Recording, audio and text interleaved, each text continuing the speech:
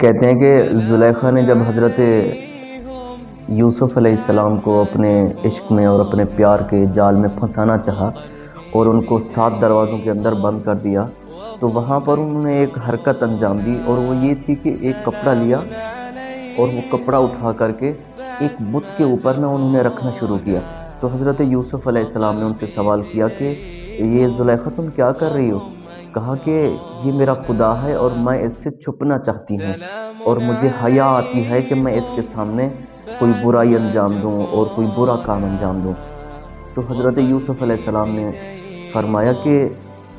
یہ تو جمادات ہے، یہ تو پتھر ہے، یہ تو مخلوق میں شمار ہوتا ہے، آپ ایسا کیوں کر رہی ہیں؟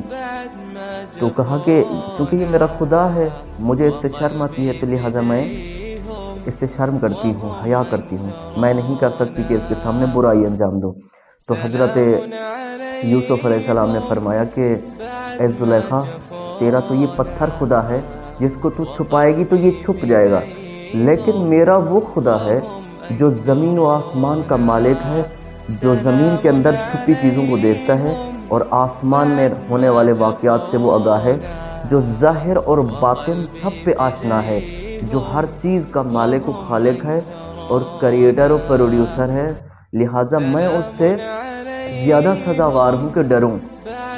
تمہیں اس پتھر سے شرم آتی ہے، تو کیا میں اپنے حقیقی خدا اور مالک سے شرم نہیں کھاتا؟